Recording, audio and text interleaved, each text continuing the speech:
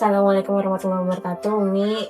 Waalaikumsalam warahmatullahi wabarakatuh. Perkenalkan, kami dari Universitas Pelita Harapan, jurusan Hubungan Internasional. Kali ini dapat tugas nih kebetulan Umi dari mata kuliah kita Pendidikan Agama-Agama Dunia untuk mewawancarai setiap tokoh-tokoh agama dari kita masing-masing. Dan kebetulan Umi mewakili dari tokoh agama Muslim. Iya. Nah, di sini kami juga ada 6 orang termasuk yang ada di sini ya Umi. Jadi aku singkatnya aja kan langsung mulai pertanyaan aja kali ini. Boleh.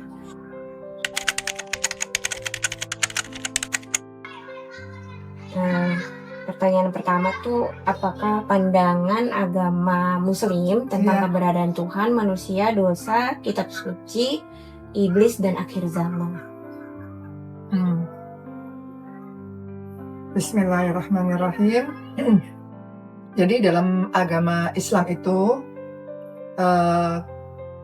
keberadaan Tuhan merupakan pondasi dari segala kegiatan kita. Bahwa penciptaan langit dan bumi, keberadaan kita, manusia, hewan, tumbuhan, gunung, matahari, pagi, siang, itu tidak mungkin bisa teratur sampai saat ini tanpa ada yang mengatur, tanpa ada yang menciptakan. Jadi keberadaan Tuhan itu merupakan suatu azas, pondasi bahwa dalam Islam itu pencipta seluruh alam semesta ini adalah Allah Subhanahu wa Ta'ala. Itu ya.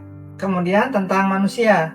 Ya, kalau manusia itu adalah tentu karena Tuhan itu adalah kreator, pencipta, maka selain dia adalah hasil ciptaannya, gitu ya. Jadi manusia, malaikat, kan di sini ada bilang iblis ya, ada iblis ya. Jadi manusia, malaikat, iblis, hewan, tumbuhan yang ada di alam semesta ini, di antara langit dan bumi dan di antara keduanya kita nggak tahu ada apa itu, semua adalah ciptaannya Allah. Nah, khususnya untuk manusia dan iblis, itu pertanyaan pas banget ya. Itu dikatakan di dalam Quran surat Az-Zariyat ayat 55. Az-Zariyat itu surat 51 ayat 55. A'udzubillahi minasyaitonirrajim. Bismillahirrahmanirrahim. Wa ma khalaqtul jinna wal insa illa liya'budun. Tidaklah aku menciptakan jin dan manusia kecuali untuk menyembah Allah saja. Jadi keberadaan kita di bumi ini, mau Anda sebagai mahasiswa, sebagai anak, sebagai karyawan, sebagai ibu, apapun posisi kita, tugas utama kita adalah sebagai hambanya Allah, ya. Kemudian tentang dosa ya. Dosa. Ya. Nah tadi kenapa penekanannya kepada jin dan manusia untuk menyembah Allah? Ya, karena manusia itu diberikan oleh Allah, kalau dalam Quran dikatakan fujuraha wa taqwaha.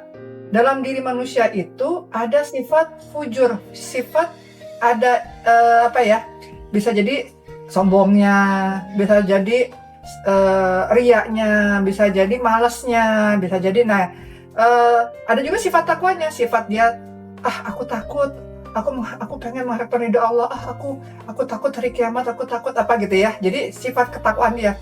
Sejahat-jahatnya orang, ketika dia punya anak, dia pengen ngasih anaknya jadi jahat? Enggak kan? Ya, pencuri, dia nggak pengen anaknya jadi pencuri. Nah itu sifat baik tadi, fujuraha wa taqwaha, sifat takwanya dia ada gitu ya.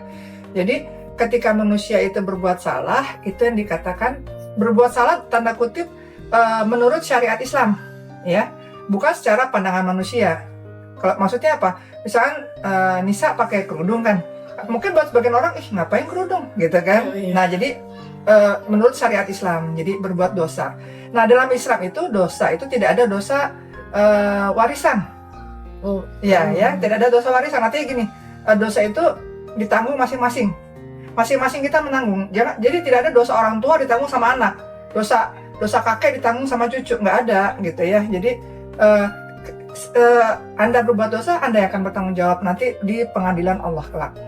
Gitu. Tapi Islam membuka pintu taubat. Itulah indahnya Islam. Ketika seseorang yang dia seumur hidupnya bermaksiat, berdosa, melawan Allah, tapi ketika suatu titik dia kemudian sadar, kemudian dia bertobat, tidak mengulangi kesalahannya dan dia melakukan kebaikan, maka Allah menerima tobat. Allah Maha Pengampun. Oke. Ya.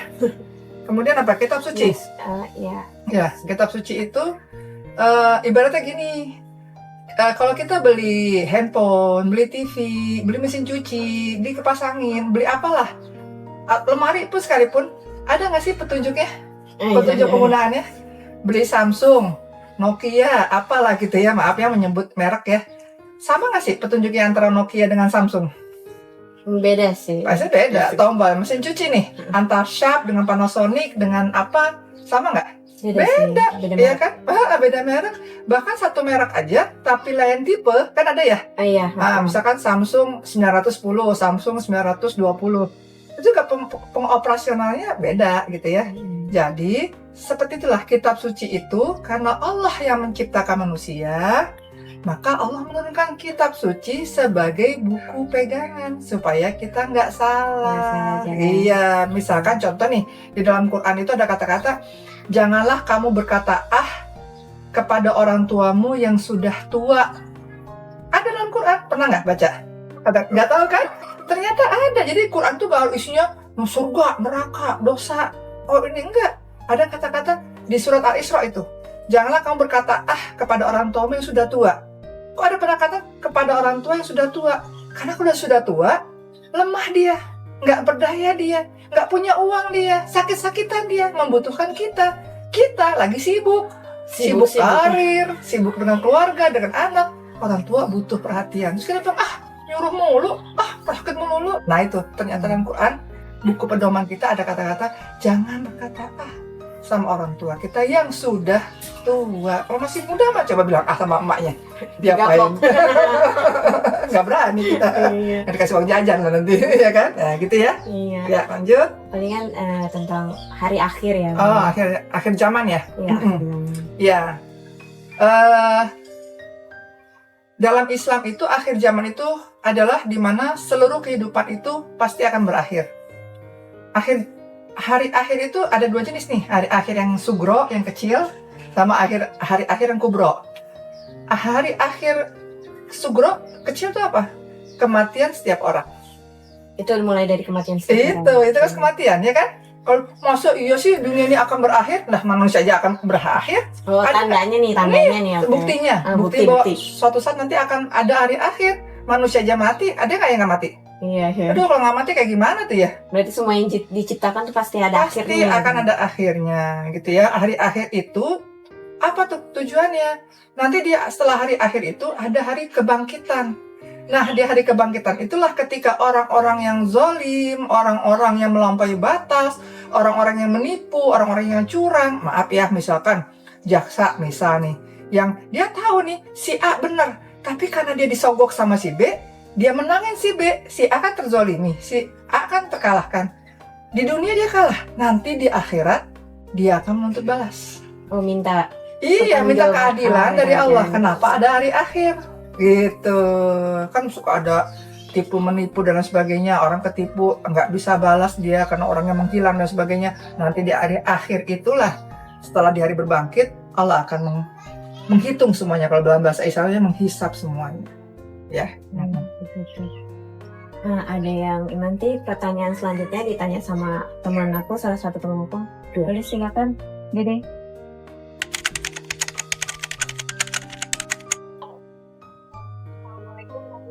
Ya, waalaikumsalam. Perkenalkan, saya Dede. Saya ingin bertanya, bagaimana konsep iman, ibadah, keselamatan, surga, neraka, dan keadilan Tuhan dalam agama Islam? Bagaimana konsep iman ya? Iman itu kan keyakinan. Jadi iman itu adalah suatu keyakinan, ya. Dalam Islam itu iman ada berapa, Kak? Ada 6. Iman kepada Allah, iman kepada Nabi dan Rasul, iman kepada hari akhir, malaikat, kitab-kitab, suci. takdir, Qadar. qadar, ya. Jadi iman itu sesuatu yang diyakini dalam hati kita, diucapkan oleh lisan kita, dan dilakukan oleh perbuatan kita. Jadi iman itu nggak bisa dibilang, yang penting kan buat apa sholat, yang penting kan hatinya beriman. Jadi nggak bisa begitu. Iman itu sesuatu yang abstrak ya kakak-kakak semuanya. Oleh karena itu, iman itu tadi diyakini oleh hati, diucapkan oleh lisan, itu dikatakan dengan syahadat. Asyhadu alla ilaha illallah wa asyhadu anna Muhammad Rasulullah. Itu diucapkan. Lalu dipraktekkan dalam kehidupan dia sehari-hari yang membuktikan bahwa dia percaya adanya Allah. Karena dia percaya adanya Allah, dia percaya ada kitabnya Allah. Kitab Allah itu ada larangan-larangan, ada perintah-perintah. Ya kan? Ternyata dari segi sains misalkan larangan makan babi, larangan minum arak. Ternyata dari segi sains itu terbukti ada sisi ilmiahnya, gitu ya. Ada sisi keburukannya, memang itu dilarang gitu. Ternyata dari segi keselamatan manusia, keselamatan jiwanya, kesehatannya itu pengaruh. Gitu. Dalam Quran kan ada ya larangan-larangan itu. Atau perintah sekalipun juga seperti itu. Ada kebaikan buat manusia. Karena tadi manusia itu kan makhluk yang lemah. Ilmu kita terbatas. Einstein, secanggih-canggihnya Einstein, apakah dia tahu sejarah? Apakah dia tahu budaya? Enggak, dia jago mungkin di bidang fisika, kimia. Tapi di bidang sejarah, bahasa, dan dia nggak ini. Itu membuktikan kelemahan manusia. Oleh karena itu, tadi Allah ada malaikat yang mencatat, kita dalam Islam ya, mencatat kiri kanan, sehingga kita berhati-hati dalam berbuat, karena semua akan dihisab, akan dihitung oleh Allah. Dan ada kitab itu diturunkan bukan untuk taruh di lemari, dikunci dalam laci gitu ya, tapi dibaca dan dipraktekkan gitu. Iya. Jadi iman itu adalah diyakini, diucapkan, dan dilakukan ya. Gitu. Kemudian apalagi Kak? Tadi Ibadah ya. ibadah. Iya. Ibadah dalam Islam itu ada dua jenis, ada dua bagian ya. Yaitu pertama ibadah khusus kita kepada Allah, ya, dengan apa? Ya, dengan sholat, ya, perintah-perintah Allah lah. Dengan sholat, puasa, zakat, ya. Ya, walaupun itu yang sholat yang langsung kepada Allah. Puasa, diri kita sendiri, kesehatan. Kalau zakat, itu antara kita dengan manusia, tapi perintah Allah, ya kan? Yang kedua, ibadah yang umum. Tadi ibadah yang khusus, ibadah kita kepada Allah. Ibadah yang umum itu ibadah kita kepada sesama manusia, kepada diri kita sendiri. Maksudnya apa tuh? Ya, ketika kita makan, kita minum, kita mandi, kita sekolah, kita belajar, kita kerja. Kalau semua itu diniatkan ibadah karena Allah, menjadi nilainya ibadah. Menjadi merawat diri menjadi nilai ibadah. Iya dong. Kan orang misalkan dia malas mandi, malas gosok gigi misalkan gitu ya. Kan jadi sakit, jadi bau ya kan. Sedangkan Islam itu kan Allah mencintai kebersihan misalkan. Jadi ibadah nilainya. Kakak pergi sekolah, aku sekolah karena aku nanti besar mau menjadi orang yang begini, bisa kerja begini-gini. Kalau sekedar niatnya karena itu, hanya dapat itu. Tapi karena orang Islam itu harus pintar, harus cerdas, harus bermanfaat buat orang lain. Jadi bismillah ya Allah, aku niat sekolah, kuliah, aku niat kerja, aku niat nikah, aku niat ngurus anak, aku niat ngurus rumah tangga. Semua menjadi ibadah kalau karena Allah. Berbakti kepada orang tua, ya, berbakti kepada suami, berteman dengan baik, saling memaafkan, saling menolong. Namanya berteman kan pasti ada musuhan, ada ngomongin orang, gosip segala macam. Kemudian kita minta maaf, itu ibadah, menjadi ibadah. Kita menjadi orang yang pemaaf, kita menjadi orang yang bersegera menolong orang lain, itu termasuk ibadah semuanya. Tanpa adanya arahan Islam, kita menjadi orang yang enggak, aku nggak mau maafin dia. Enggak, aku nggak mau nolong dia. Aku nggak mau kerja capek-capek, enak aja dia minta ditolong. Ego. Nah, tapi karena ibadah, oh iya, Islam menyuruh kita untuk menolong sesamanya. Maka aku segera untuk menolong dia. Oh, Islam menyuruh kita untuk memaafkan. Itu adalah Quran surat Ali Imran 133. Yaitu orang-orang yang akan masuk surga dengan segera, dengan cepat gitu loh. Ada orang-orang yang masuk surga dengan terlambat. Ada orang-orang yang masuk surga biasa-biasa aja. Tapi ada orang yang masuk surga dengan cepat. Siapa mereka? Itu kriterianya diantaranya di Quran surat Al-Imran ayat 133 sampai 136 adalah orang yang mau memaafkan orang lain. Jadi itu ibadah ada dua ya. Jadi ibadah nggak cuma sholat, pergi haji, puasa, baca Quran, zikir. Tapi ternyata hubungan kita kepada sesama manusia, orang tua terutama, suami tadi kalau yang sudah bersuami, teman-teman, tetangga, di komunitas manapun yang kita berada, menjadi nilainya ibadah karena kalau kita mengharapkan keridhaan Allah. Sehingga kita berhati-hati dalam berbuat karena kita mengharapkan keridhaan Allah. Ya. Kemudian apa? Kemudian surga dan neraka. Surga dan neraka. Itu sama tadi yang dikatakan dengan iman tadi ya. Iman kepada hari kiamat. Bahwa di hari kiamat nanti sudah tidak ada lagi kehidupan untuk kita hidup normal seperti sekarang. Sholat, puasa, pergi haji, berbakti pada orang tua udah nggak ada tuh. Udah nggak ada aturan-aturan tuh. Nggak ada. Udah tinggal apa namanya balasan. Balasannya cuma dua. Tempat kembalinya cuma dua. Surga atau neraka. Udah lagi nggak ada tempat. Mama maafin aku ya ma. Suamiku maafin aku, misalkan temanku, sahabatku maafin aku, tetanggaku maafin. Udah nggak ada kata-kata maaf itu lagi. Bahkan yang ada adalah dulu dia ini ngajakin saya berbuat dosa ya Allah. Dulu dia ngelarang saya, malah menyalahkan. Adanya di situ. Makanya ada surga dan neraka juga tadi untuk membalas orang-orang yang terzolimi. Orang-orang yang tadi ya, yang dizolimi, yang dibohongin, yang ditipu, yang harusnya dia benar disalahin. Sehingga kemudian nanti di akhirat ditimbang. Juga sama orang-orang yang bisa jadi dia orang ketika di dunia, dia orang yang miskin, nggak punya apa-apa. Tapi dia tidak mengeluh, dia menerima takdir Allah. Dia tetap sholat, dia tetap berbuat baik sama orang lain sesuai kemampuan dia ya. Maka dia juga mendapatkan ganjaran atas kesabarannya dia. Kan ada orang yang sakit ya, dari lahir leukemia. Saya punya sahabat gitu, sakit tapi dia ya sabar gitu ya, dia tetap sholat. Ketika sakit ya dia sholatin sambil berbaring. Itu semua ternyata dalam Islam nggak sia-sia. Dalam Islam itu semua akan dibalas. Kesabarannya dia, kepedihannya dia, rasa sakit dia.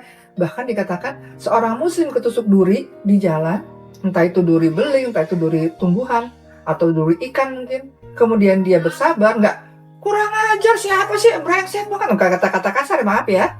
Kemudian dia bersabar, itu menjadi nilai ibadah, menjadi pahala, akan masukkannya ke surganya Allah. Iya, betul, betul, masya Allah ya, gitu ya. Apalagi? Berarti kalau misalnya Umi, kita tadi bahas surga dan neraka nih ya. Berarti ketika orang-orang yang misalnya nih dia di dunia tuh udah kebanyakan dosa nih, berarti kan setimpannya masuk neraka ya. Apakah nanti orang tersebut udah masuk neraka itu bisa balik lagi ke surga kah? Atau bisa tiba-tiba yang dimasuk di neraka awal dengan rahmatnya Allah dia dapat surga gitu? Ya, dalam Islam sesungguhnya Masya Allah ya, indahnya Islam itu adalah ketika seseorang itu berbuat salah, tapi selama hidupnya dia berbuat salah. Jadi ada kisahnya nih, ada kisahnya. Ada seorang yang sangat jahat, ketika dia mau meninggal, dia bilang sama anaknya, nanti aku dibakar, lalu debu aku disebar ke seluruh penjuru dunia. Jadi debu aku jangan taruh dalam satu botol, ditanam gitu ya, tapi debu aku sebar ke seluruh dunia. Ya kan? Nah, ketika hari berbangkit, buat Allah mudah nggak sih membangkitkan dia? Orang yang kebakar di pesawat meledak, orang yang di dalam lautan dicabik-cabikan hiu, apa hilang. Bagi Allah sangat mudah. Menciptakan pertama kali mudah, apalagi cuma ngumpulin, ya kan? Ya, jadi sangat mudah. Lalu ketika orang tersebut di hadapan Allah, kenapa kamu minta dibakar dan disebar? Karena aku takut padamu ya Allah. Jadi sesungguhnya orang penjahat ini ada rasa iman, dia takut kepada Allah. Maka dalam Islam itu dikatakan dalam hadis, orang yang terakhir keluar dari neraka, adalah orang yang punya iman walaupun sebesar biji zarah. Tahu nggak biji zarah? Enggak. Pernah lihat biji bayam? Biji sawi? Itu kecil sekali. Iya. Kecil sekali, seperti titik doang. Iya, wijen. Setitik itu doang kan.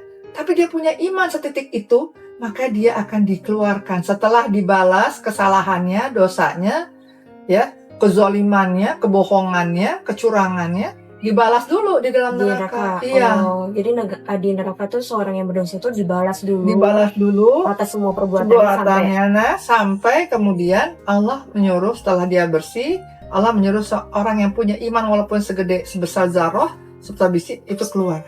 Lalu dia dikeluarkan, lalu dia dimandikan dalam danau namanya Telaga Kausar. Di situ dia, karena orang dalam neraka itu kan la yamutu fiha wa la yahya. Tidak hidup dan tidak mati dan semuanya cacat.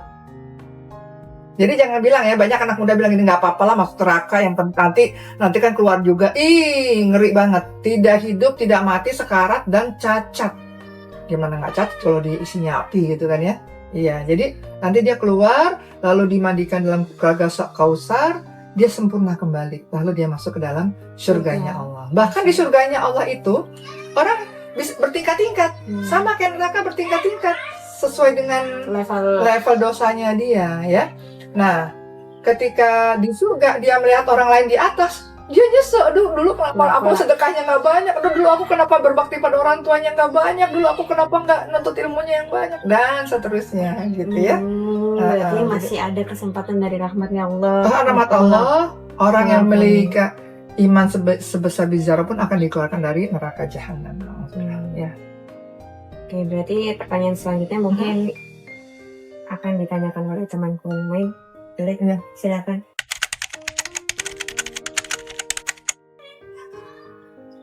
Selamat sore Umi, maaf ya Umi mengganggu waktunya. Terima kasih juga udah nyiapin waktunya ya Umi. Ya, Kakak Sabrina. Nama saya Sabrina Umi. Untuk pertanyaannya ini ada, mengapa manusia perlu beragama dan bagaimana menjelaskan keberadaan banyak agama, ateis, agnostik, serta tempat suci dalam perspektif agama Islam tuh gimana ya Umi? Mengapa perlu beragama manusia? Itu terkait dengan pertanyaan nomor 1 tentang kitab suci ya. Tadi karena manusia itu kan kita mengakui semua kita tuh punya kelemahan, ya kan? Kita punya kelemahan. Ada yang orangnya tuh emosional, ada orang yang diem banget, ada yang dengan adanya kitab suci, ini kitab suci ya, perlu beragama. Dengan adanya beragama itu kita dituntun, kita diarahkan, kita dibimbing agar sifat-sifat kita itu kemudian menuju arah yang lebih baik, lebih berkah, lebih tenang. Jadi kalau semua itu karena Allah, rasa perih, rasa kesal, rasa sebel, rasa dendam, itu bisa jadi hilang karena Allah gitu. Kan ada orang gini ya, amit-amit 17 turunan, aku nggak akan maafin dia. Tapi kalau dia tahu bahwa Allah itu pemaaf, Allah itu akan memberikan balasan yang sangat besar buat orang-orang yang pemaaf. Kan agama kan, tadi agama yang menuntun dia, maka dia akan memaafkan dia. Ya udahlah, aku maafkan dia. Gak ada beban lagi di hatinya. Sama orang yang kerja, kemudian dia punya banyak duit. Ya kemudian ada yang bersedekah, banyak bersedekah. Ada juga yang pelit kan, enak aja gitu kan.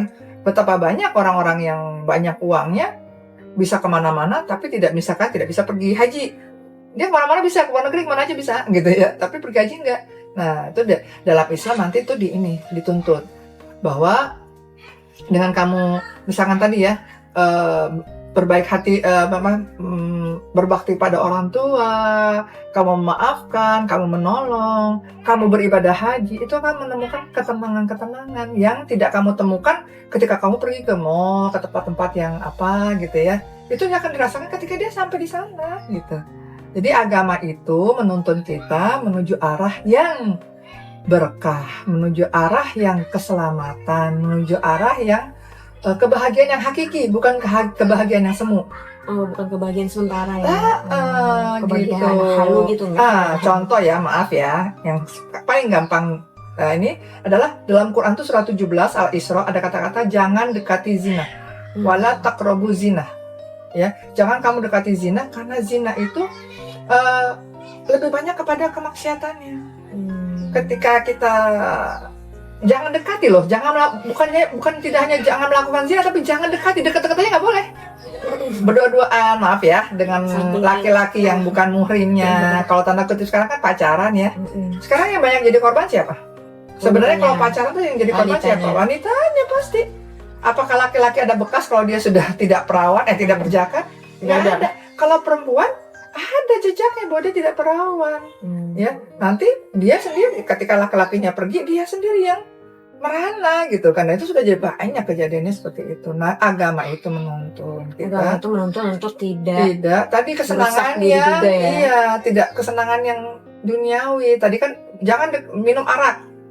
Kelihatan minum arak itu kan kayak masalahku selesai Bahagia sementara ya. doang ya kan. Iya, sementara ya, bahagia Iya. itu sementara. Sementara gitu. Jadi larangan-larangan itu sebenarnya untuk menyelamatkan manusia. Jadi untuk orang-orang yang nggak beragama nih Umi, kayak ateis tuh gimana ya dia? Apa kan kita kan makanya tadi supaya manusia itu bisa tenang, bisa bahagia yang sempurna, bukan bahagia yang sementara. Iya. Nah untuk si ateis ini tuh gimana ya? Itu tadi ya, sebenarnya orang-orang yang tidak beragama itu tidak percaya pada Allah itu sebenarnya bukan dia tidak percaya. Coba Nisa dan teman-teman coba lihat ketika nonton film barat. Kan mereka banyak yang ateis gitu kan, tidak mau, Kristen nggak mau, Katolik nggak mau, ya Islam nggak mau, Buddha nggak mau. Tapi ketika misalkan film Titanic, pernah nonton film Titanic kan? Pernah. Ketika kapal itu akan tenggelam, mereka bilang apa? Oh my God, ya kan? Setelah film tentang meteor, tentang bencana alam, pasti akhirnya ujung-ujungnya, my God, gitu, Tuhanku.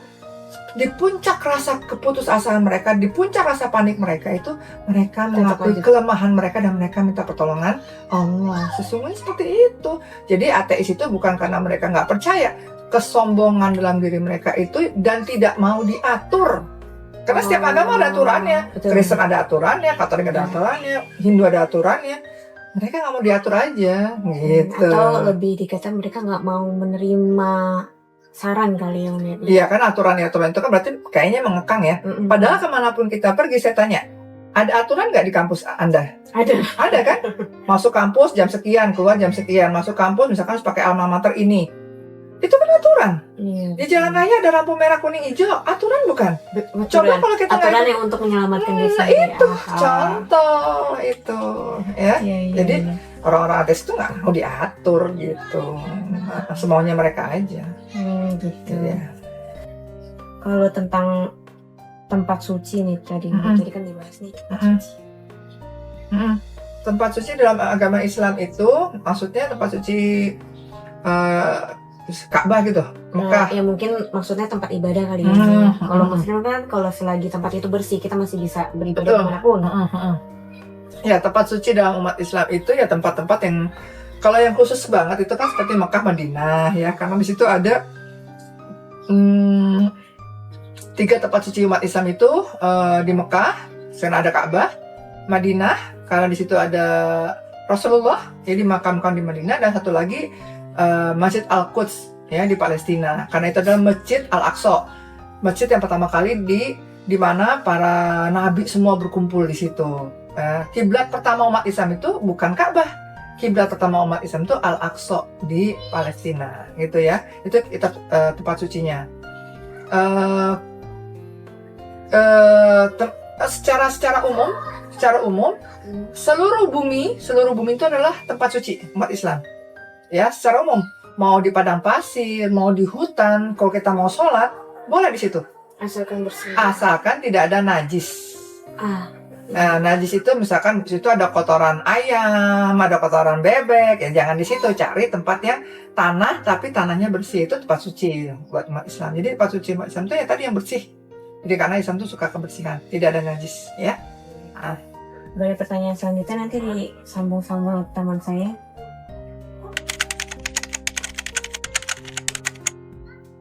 Assalamualaikum, selamat sore Umi. Iya, kakak. Oke, terima kasih Umi atas waktunya. Saya mau melanjutkan pertanyaan dari teman-teman.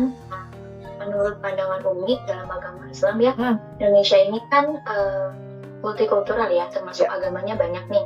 Nah, bagaimana ya peran pendidikan, kemudian mahasiswa dan juga pemerintah untuk membangun toleransi dan juga kerukunan umat beragama. Terima kasih Umi. Iya, sama-sama. Jadi, Masya Allah, Islam itu sangat menghormati keragaman agama. Sangat toleransi.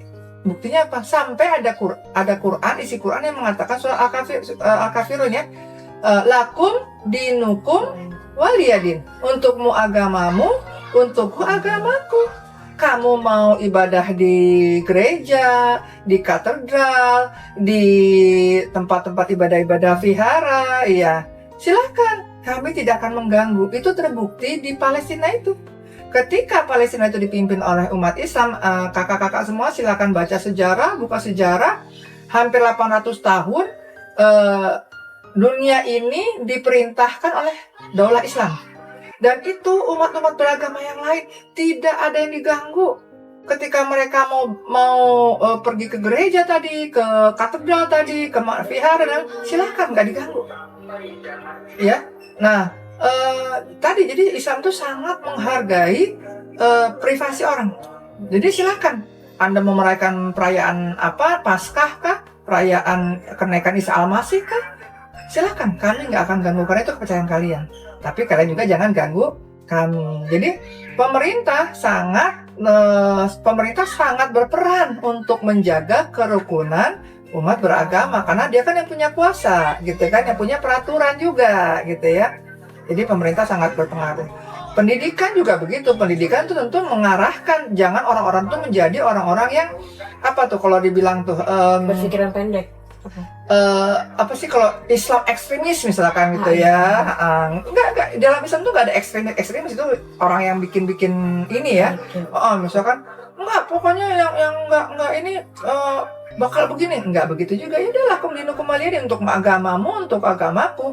Kamu nggak puasa ya nggak apa-apa, aku nggak maksa kok. Kamu nggak pakai kerudung ya nggak apa-apa, itu hak kamu. Terserah aja, nanti kamu sendiri yang tanggung jawab, misalkan gitu.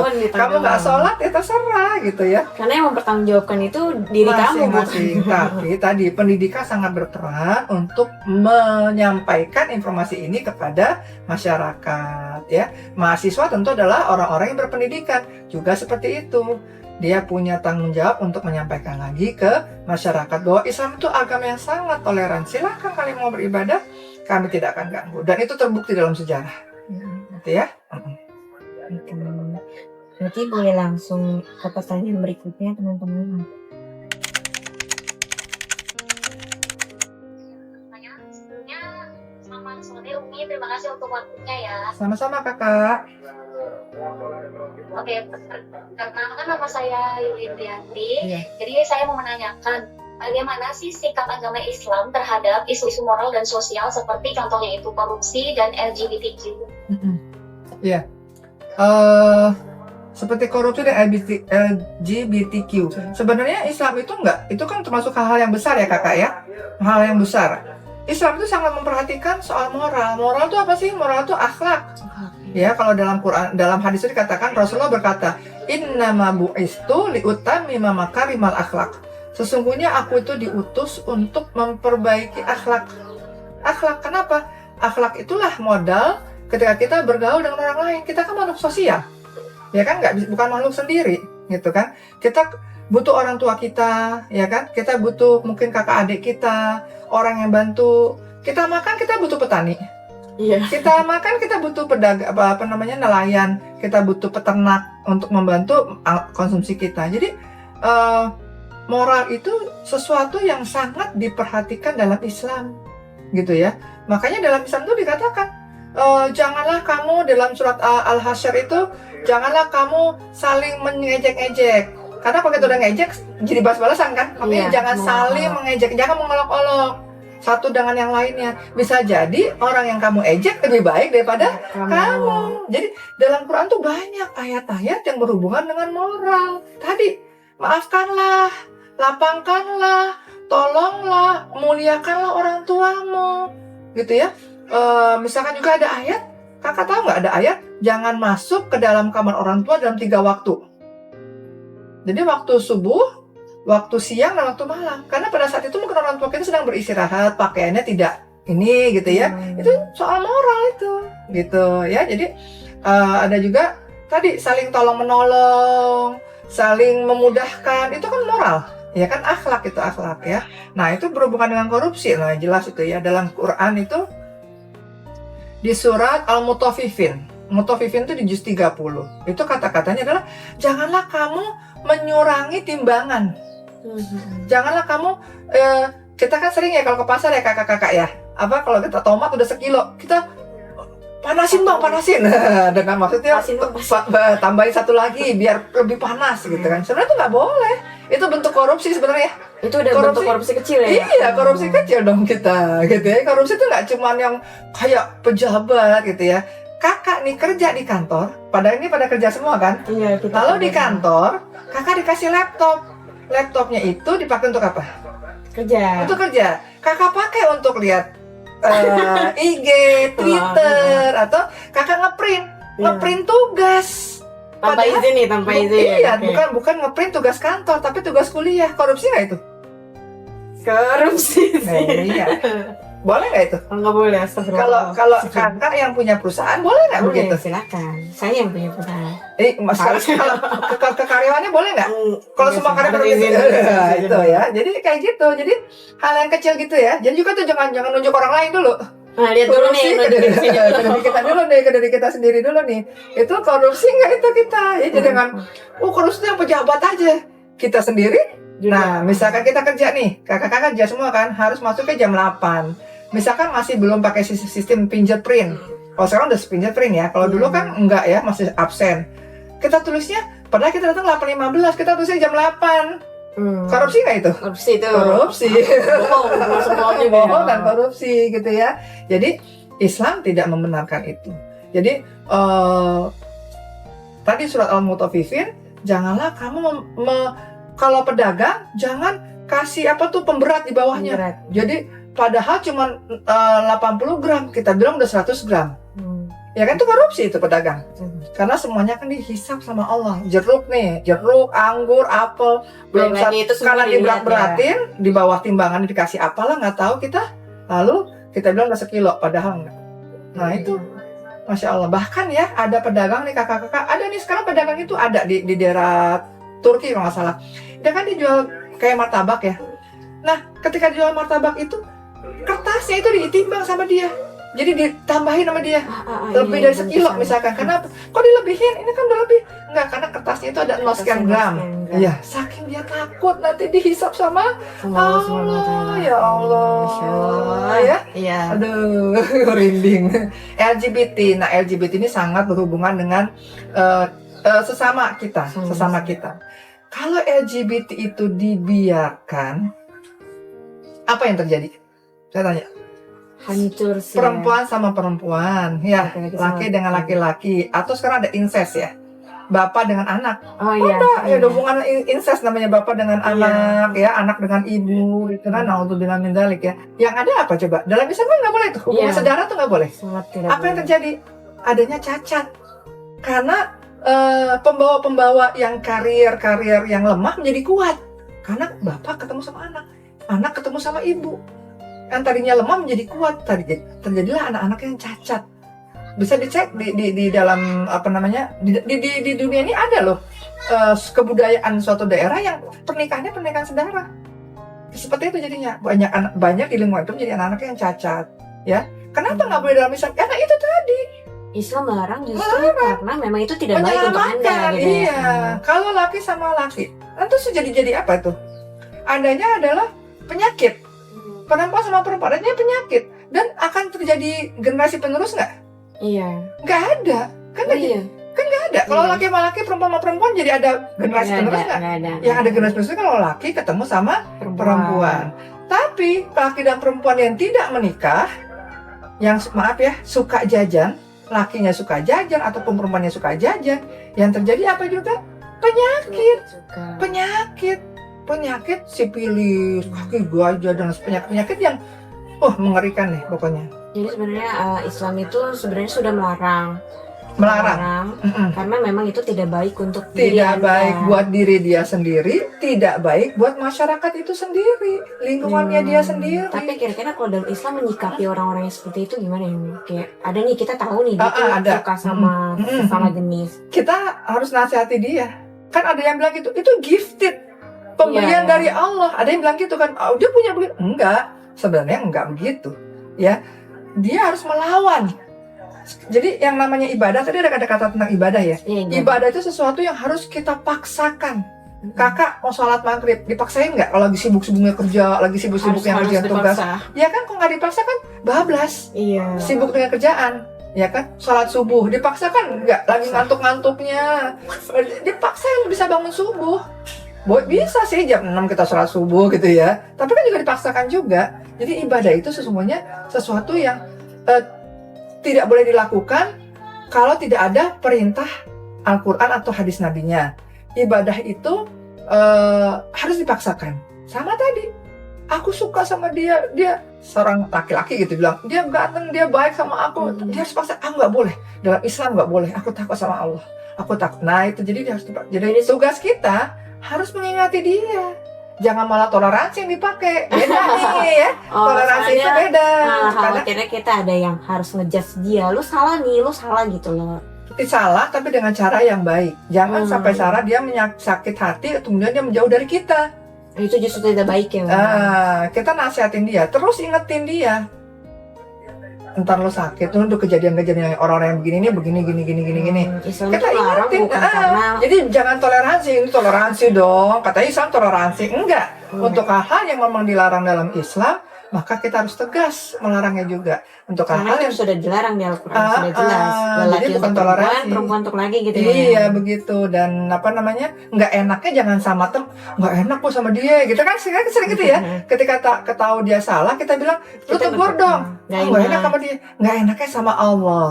Iya. Harusnya nggak enak sama Allah gitu ya. Jadi Islam jelas untuk hal seperti itu. Moral, Islam sangat menghormati moral, sangat menghargai moral, dan dalam ajaran Quran dan juga sunnah Nabi, bagaimana kita harus menghormati tetangga, kita harus menghormati tamu, menghormati yang tua, menyayangi yang muda, itu kan moral.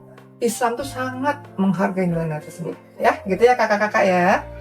Paling ini pertanyaan terakhir ya Umi ya dari kita. Boleh silakan ke Novi.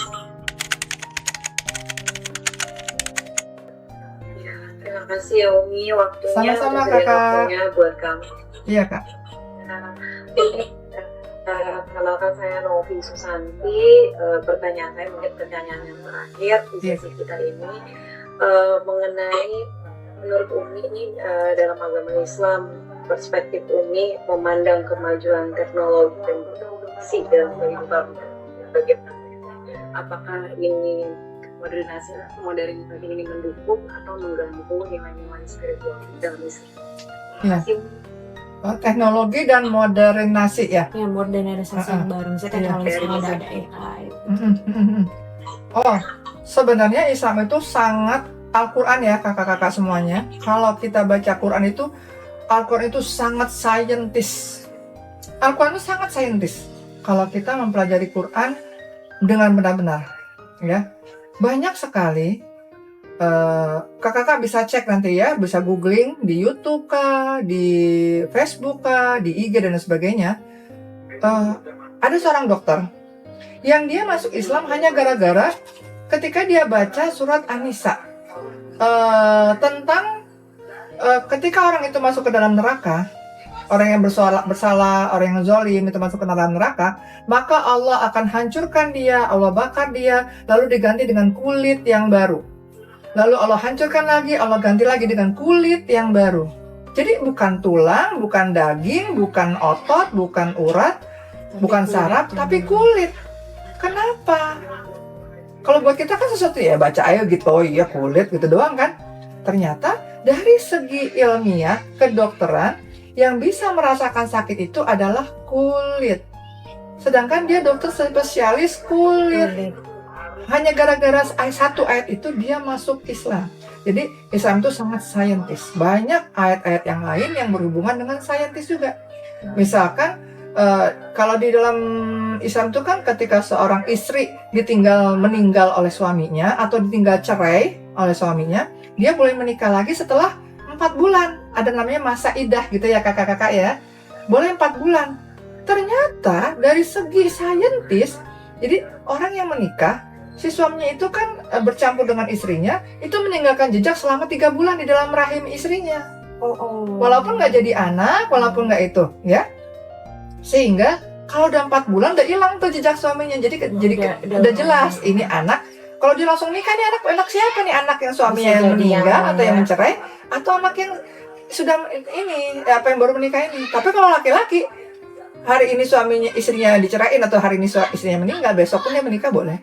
Berarti kayak kemajuan zaman tuh, kemajuan teknologi juga itu malah membuktikan apa yang kebenaran Al-Quran iya, udah ada gitu iya, bukan menghambat dari sisi betul. muslim, tapi justru itu malah semakin canggih Menunjukkan canggih ya. lagi, semakin membuktikan bahwa ini semua memang ciptaan Allah Subhanahu wa Iya, taala, itu iya. udah tertulis Iya. gitu ya. Nah, terus teknologi tadi, modernisasi itu dalam Islam dipersilakan, bagus, sangat memudahkan. Kalau kita dulu kan masak nasi dicuci dulu, terus diaron dulu, terus dikukus dulu kan lama ya. Sekarang ada Magicom misalkan gitu ya, menjadi cepat. Mesin cuci yang tadinya harus dicuci, direndam dulu, disikat dulu, diapalah dulu. Sekarang ada mesin cuci, kita tinggal kita bisa sambil baca Quran mungkin, atau kita bisa sambil ngajar mungkin, kita bisa apalah.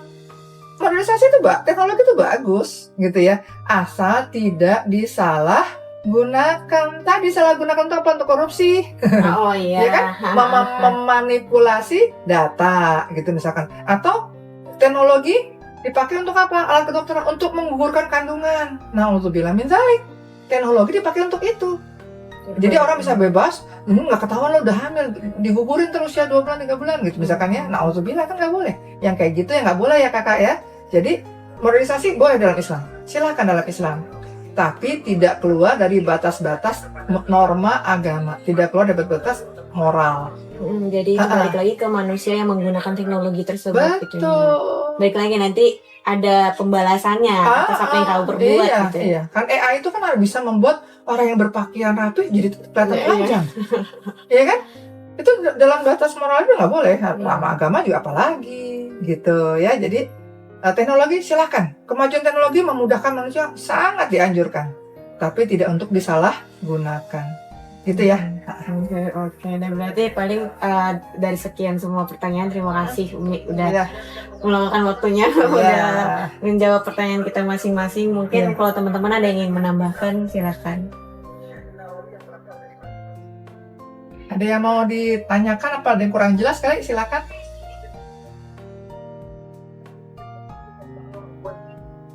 Cukup sih Umi kalau saya. Oh iya. Masih banyak ya. Sama-sama kakak. Iya. Sudah melakukan.